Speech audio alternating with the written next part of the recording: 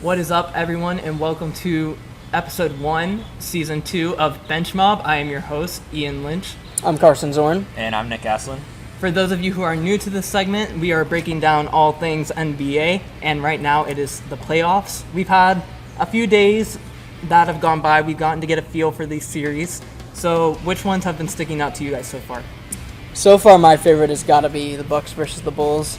I was really excited about this series coming into the playoffs because it's kind of so fun to see the Bulls kind of get back to relevance. They've been, near the bottom of the league for such a long time, and now to see them go up against the defending champs, to see DeRozan put up 41 most recently last night, it's been a lot of fun to watch. And, it's tied 1-1. Bulls stole one on the road, so I'm really excited to see how the rest of that series goes, but it's just been fun to see the Greek Freak do his thing. It's been fun to see Jrue Holiday do his thing. It's been fun to see Levine do his thing. It's been fun to see DeRozan do his thing. It's been a great series.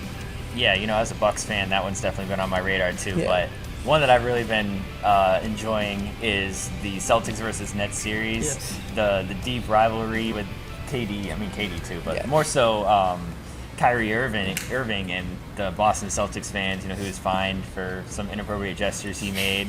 And it was just an overall really entertaining 2 games seeing Kyrie back in Boston.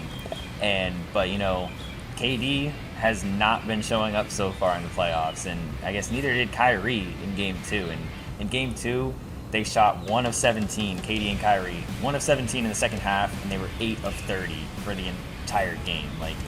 Those are your 2 stars on the team. You're not going to win much, especially in the playoffs when they're not producing. For sure. And the biggest thing, too, is, yes, they're ranked the 7th seed, but if you look at the talent on that roster, they could have been higher than the 7th seed. So this series has been really fun to watch, like you said. And to be honest, I'm a little surprised at, how much everything's been going Boston's way this early in the series. Yeah. But for me, my series, I'm a little biased here, but I've really been having a fun time watching the Heat and the Hawks so far. Jimmy Buckets just scored 45 this past game, and the Heat have looked really good. They had unexpected hero in Duncan Robinson, who dropped 29, I believe. Yeah. And then Game 2, you have Jimmy dropping 45. And when you just have a team as deep as the Heat, anyone could pop off at any given time, which is why I think this team is so exciting to watch. So all these series so far have definitely been exciting to watch. Mm-hmm. But now it's time to make our picks for the rest of the games that we haven't mentioned. Starting with Philly and Toronto. I have Philly taking care of business. They're up 3-0 right now. Yeah. It's happened before where teams have blown leads, but I don't see it happening with Philly. Yeah, I think it's over. This Toronto team isn't the team that's going to come back from 3-0, especially with how good the Sixers have been playing. Mm-hmm. That shot by Embiid in Game 3, the pretty much buzzer beater. It's with 0.7 seconds left that it went in. That was a really nice shot in OT. So I think the Sixers got this one wrapped up. Yeah, I see the Sixers sweeping it. They're going to take Game 4 and just win the series 4-0. Like you were saying, that Embiid shot, I was watching the game last night and was watching OT, and the Raptors might actually be able to take one. And then when you get your 7-foot, player, Joel Embiid, superstar, to just launch a 3 while double covered and it still goes in, that's just when you know that everything's going right for your team, and everyone's on your side. Everything's going to go right for you. They're going to take Game 4. I see the Sixers sweeping this series, especially with Harden and Maxey playing as well as he's playing. It's over. Yeah, for sure. I agree with you guys. They were able to go on and complete the game without James Harden, which is a huge boost for the rest of the role players, them knowing, okay, we can still get the job done even without one of our superstars. So I think that was huge for them. Next up, we have Milwaukee and Chicago. What do you think, Carson?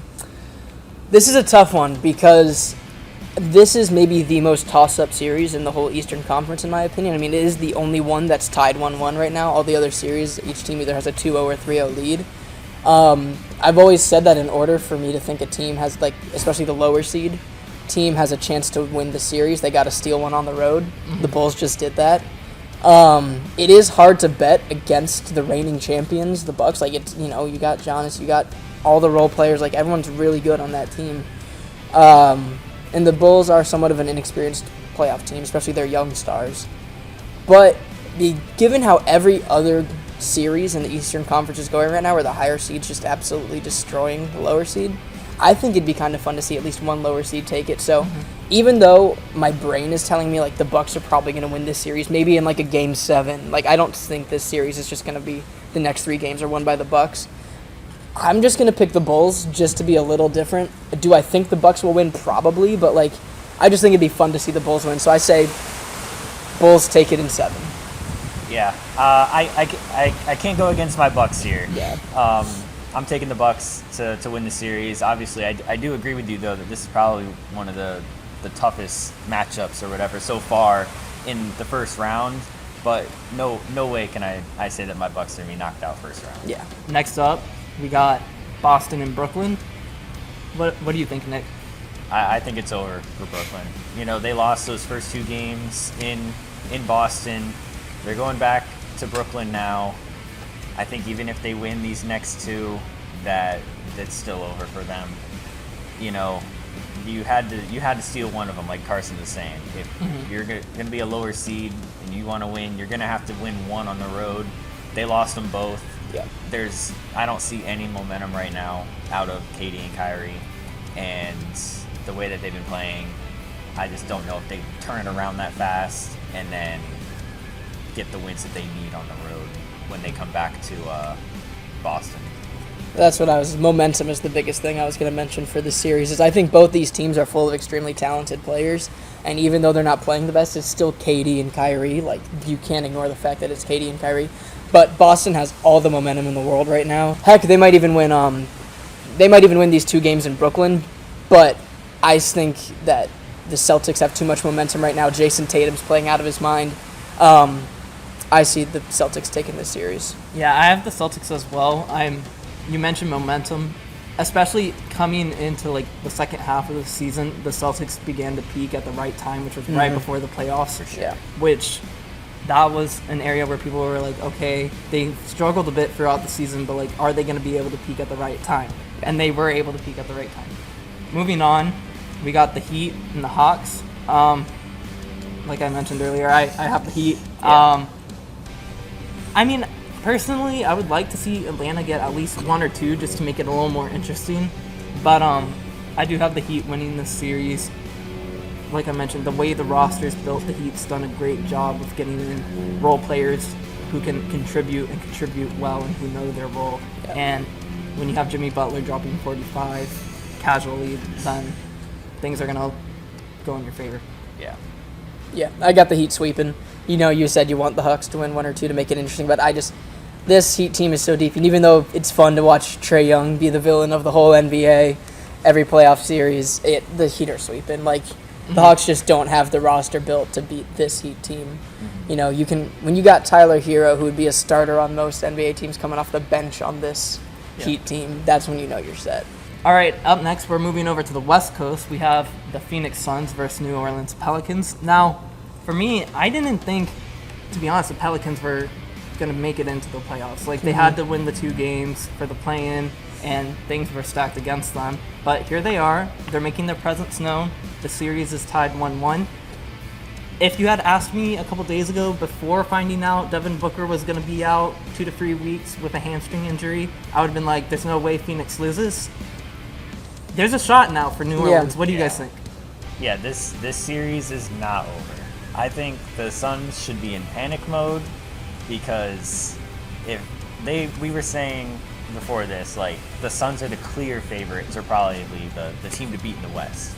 If they get knocked out first round from a playoff team, that's going to be really crushing. And I feel like this Devin Booker is really going to put this Devin Booker injury is really going to put like a big dent into that and make it a lot more difficult for them. I do still think that the Suns will pull through here, but it's definitely going to be a lot more challenging without Devin Booker, and hopefully Scott Foster doesn't officiate any more games. I know Chris Paul is hoping that doesn't happen. He's 0-14 when Scott Foster's officiating. Yeah. No, like I said, I was the one to say, like, I have said it when we've been talking and stuff, that I'm like, I have no doubt the Suns come out of the Western Conference. But now that changes because we saw what happened to the Suns when Devin Booker went down. And that, I mean, it was just a collapse. Like, they collapsed. They lost that game against the Pelicans. Pelicans grabbed one on the road, which, as I've mentioned before in this episode, like, that's a really important for a lower seed, is if they can grab one of the first two on the road. I still also think the Suns will win. I think they'll find a way to function without Devin Booker. They are a very well put together team. It's just all about if Chris Paul can step up and be the number one, because I think Chris Paul has been a great number two all year. Like, Devin Booker's like the big shining star, and he does a lot of the scoring, and he does a lot of, but Chris Paul has been like right there. If Chris Paul can take that number one role, the Suns will still take this series, but then there's the question of what does Devin Booker look like coming back from his hamstring injury. So I don't know if the Suns are the clear favorite in the West anymore, especially after I've seen a certain team play that we're going to talk about in a little bit. I do have the Suns coming out. Yeah. Up next, we have Dallas and Utah. Thoughts? If Luka comes back tonight, or I think they're playing Game 3 tonight, there's rumors that he'll be back either tonight or for Game 4. Dallas already took one on the road without Luka. The Jazz always crumble in the playoffs, so if Luka comes back tonight, I think the series is over for Utah. I've always thought the Mavs were a better team than the seeds they get each year in the playoffs. And Utah just is a very great regular season team, but they always crumble in the playoffs somehow. Like, that's just how it goes for them. Even though I really like Rudy Gobert and I really like Donovan Mitchell. I think Donovan Mitchell is one of the best players in the league right now. I think the Mavs are going to take this series. I think it probably will come down to a Game 6 or a Game 7. Like, it's not just going to be like Luka comes back and they win 3 straight. Like, it's not going to be like that. So it'll definitely come down to a Game 6 or a Game 7. But I do see the Mavs finally kind of breaking through that lower seed that they always get and making it to the next round of the playoffs. I agree. I think it really just depends on if Luka is going to come back and when he comes back, if he even does. So I do still have the Mavs winning this one.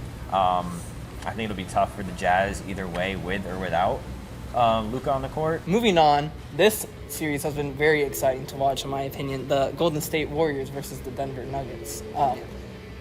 Thoughts? Yeah, Jordan Poole has been playing fantastic for the Warriors, and then Steph Curry off the bench. They've just been playing amazing, and if this team gets hot and they can stay hot throughout the rest of this playoffs, they're going to be dangerous. And I mean, Jordan Poole averaging 29.5 games per game in the playoffs so far. It's going to be really dangerous for the West Conference teams if the Warriors continue playing at this level, and I think they'll win the series. Yeah, earlier when I said the Suns were no longer my clear favorite to come out of the West, the Warriors is who I was thinking of. They just beat, the Nuggets twice in a row with Curry coming off the bench in both games. So Curry's going to be a starter again very soon. You got the splash cousin, Jordan Poole, like you said, put up 29.5 a game. I honestly think the Nuggets are about to get swept, which is not something I thought I was going to say coming into this playoffs. I mean, they got the reigning MVP, who I think might become the back-to-back MVP this year if it doesn't go to Embiid. I think Jokic might win it again.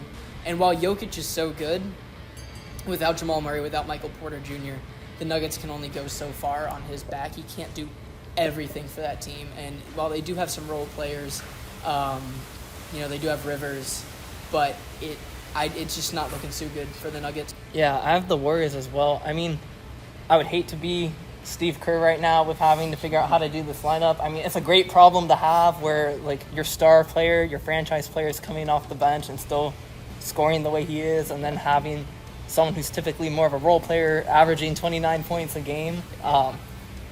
This team has just been very fun, exciting to watch. Everyone's just clicking at the right time. There's nothing else to add to that. They just, like you mentioned, they're hot right now, and if they can stay hot, they're going to be a big problem. Last but not least, we have the Memphis Grizzlies and the Minnesota Timberwolves. What do you think, Nick? I think the biggest thing for the Timberwolves is just to stop Ja Morant. Like, if he keeps putting off really great games, it's going to be tough for them to win this series. Karl Anthony Towns and Anthony Edwards, they did have a pretty good game in Game 2, and they got the win to even the series, but I don't know. I think I'm going to stick with the Grizzlies just because of how consistently they've been playing with Ja Morant, and I think that they'll take this one. Yeah, this is the most up-in-the-air series, I think, in the entire playoffs for me, especially in the Western Conference. I literally still don't fully have my mind made up, but I'm just going to go for the upset and call the Timberwolves. I think they've got some momentum right now. Like you said, Anthony Edwards has been playing really great. Karl Anthony Towns. He's been fantastic and will continue to be fantastic. But you can never discount Ja Morant and the impact he has on every single game. But once again, it's 1-1. They're about to head to Minnesota. I think there's a good chance the Timberwolves can grab the momentum here in Game 3. So while Memphis seems to be the smarter pick, I'm going to go with my gut, and my gut's just telling me the Timberwolves are going to somehow grab this series. Oh yeah, I think I'm going to agree with Carson on this. Like, no doubt you can't question Ja Morant and his ability with that team and his leadership and what he means to that organization. But at the same time, like you mentioned, Cat has looked fantastic. Edwards has looked fantastic so far. And it is huge at this point, after tying the series, they're now coming back home, which I think, like you said, could tip the scales their way. Yeah. Well, thank you so much for tuning in. We'll see you guys next time.